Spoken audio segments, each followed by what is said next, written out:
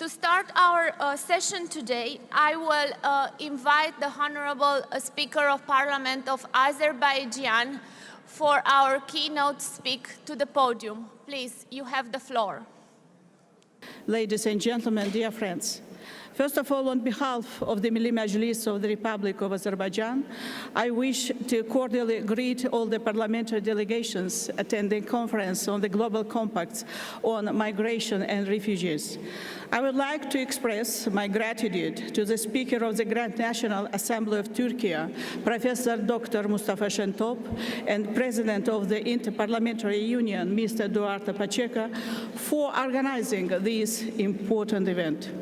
Choosing Turkey as a venue of this conference has another special significance because Turkey has been playing an important role in management of migration processes for the last 10 years. I hope that discussions within this framework will be useful in terms of addressing migration and refugee issues, which are important challenges of our time. Honorable colleagues, the theme of our conference is really of critical importance. I would like to thank the organizers for choosing me as the keynote speaker for this session. As the former chair of the Committee on Migration, Refugees and IDPs in the Parliamentary Assembly of Council of Europe, I am glad and really interested in coming back to this issue again. Indeed, regulation of migration processes is one of the most important issues for many countries in the modern world. Generally, migration is recognized as a progressive process with numerous benefits and opportunities. It is characterized as an invaluable resource for the development and social renewal of any society. Contribution of migration to sustainable development is also recognized by the 2030 Agenda. However, phenomena of the last 20 years, such as political instabilities, social injustices, difficult economic and environmental conditions, armed conflicts, have aggravated this situation by changing the concept of migration in general. Refusal of the idea of multiculturalism has also had a serious impact on it. Unfortunately, for the last 2 years, COVID-19 pandemic has been another detrimental factor for migration. Honorable participants, I should note that adoption of global compacts on migration and refugees after several years of debates is a real achievement and declaration of political will in those difficult times. These compacts are a triumph of multilateralism, proving to be a result of international cooperation aimed at finding comprehensive solutions to the problems of migrants and refugees. Today, there are many debates and different views on the very notions on migrants and refugees and management of the process. It is enough to say that distinctions between the concepts of migrants and refugees become more and more invisible, which create contradictions. Many still argue on regular and forced migration, raise concerns over whether addressing migration at its roots or at the points of destination, whether sovereignty and security of borders should prevail over human rights of migrants and refugees or not. There are still questions on how to ensure that migrants and refugees are more effectively integrated into communities and economies, as well as return back to their countries of origin in a secure and dignified manner. Dear colleagues, against the background of the before mentioned, everybody would agree that much should be done. And the first and foremost is to share the burden and responsibility for hosting and supporting migrants and refugees. In this context, among other countries contributing to the management of migration processes, I would like to highlight the role of Turkey. For the last 10 years, Turkey has been one of the countries most affected by migration, hosting more than 4 million migrants. Indeed, the high level of economic and social development reached by Turkey and human-centered policies adopted with regard to migration are favorable for migrants. But these factors are not the only reasons for Turkey's huge contributions. It is also because of high moral values of Turkey's society, which feels the pain and sufferings of migrants and refugees. I believe Turkey's efforts should be more praised and supported in terms of burden sharing by international community.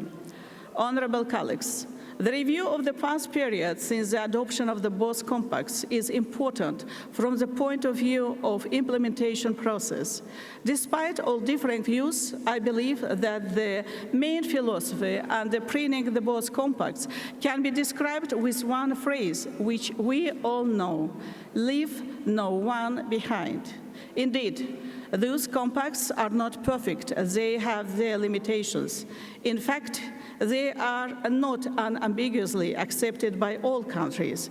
Maybe they do not reflect all interests of involved parties equally. Of course, some of them have own views on those documents.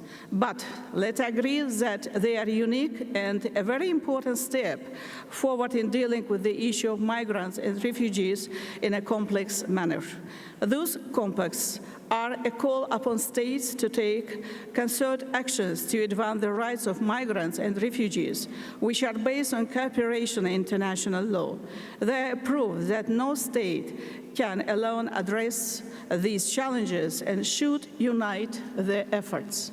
Fortunately, the past period has shown the willingness of international community in voluntary implementation of the compacts and increased cooperation at global, regional, and national levels. The results of the Global Refugee Forum and the International Migration Review Forum is a clear proof of it. Touching upon the role of the parliaments in this process, I strongly believe that as the representatives of our people, we, members of parliaments, should also do more in helping our governments to manage the situation in the better way. Holding regular discussions with all the stakeholders, amending and improving migration legislation in line with provisions of the compacts can be important in this regard. Honorable participants, in accordance with the theme of our panel, I would like to share with you information on the state of implementation of both compacts by my country, by Azerbaijan. Located in an important geographical point at the crossroads of East and West, Azerbaijan has always been a place of dynamic migration. As a result of rapid socio-economic development, foreign investments and implementation of international projects in energy, transport, and other areas, Azerbaijan has been transformed from a country of origin to a country of transit and destination for migrants. The high level of tolerance in our country is also another important factor influencing the migration process. Thus, the effective regulation of migration processes in accordance with international norms and national legislation, as well as the protection of the rights of migrants, are a priority for our migration policy. It should be mentioned that Azerbaijan became one of the first countries to join both global compacts and has undertaken several measures on implementation of them. In the first Global Refugee Forum, held in December 2019, the government of Azerbaijan undertook a number of voluntary commitments to support and share international responsibility for refugees. Relevant measures have been successfully implemented to ensure a compulsory medical insurance for refugees and legal labor rights, as well as to provide tuition fees to refugee students studying in higher education institutions. And Azerbaijan is among the first countries in the region which established a UN network on migration at national level in July 2020 and joined the Champion Countries initiative launched in September of the same year under the auspices of the United Nations Migration Network. Besides, our country submitted a national voluntary report in 2020 on the implementation of the Global Migration Compact, as well as the update of this report in March 2022. Last month, our country participated in the first ever International Migration Review Forum as one of the 33 champion countries. Azerbaijan was also one of the 8 countries to co-chair 4 roundtables during the forum. There is also a plan to establish a regional training center on migration with the help of International Organization for Migration. Honorable colleagues, In 2020, the Republic of Azerbaijan put an end to the occupation of its territories by Armenia, which continued for almost 30 years. As a result of the occupation, 1 million Azerbaijanis became refugees and IDPs, homeless, jobless, and without any means for living. Despite heavy social and economic burdens of the occupation, our government took all necessary measures to meet their needs.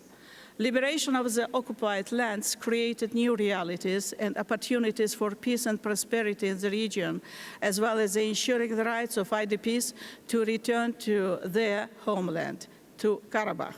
So Azerbaijan is on the eve of dynamic internal migration processes. At the same time, the restoration and reconstruction works carried out in these lands, the measures taken to reintegrate these regions into the overall economy of the country, will make Karabakh and Eastern Zangezur an attractive place in terms of tourism, investment, and the establishment of new businesses. This, in turn, will lead to the introduction of new approaches to migration management, bringing new dynamics to migration processes in both Azerbaijan and the region. Thank you very much for your attention.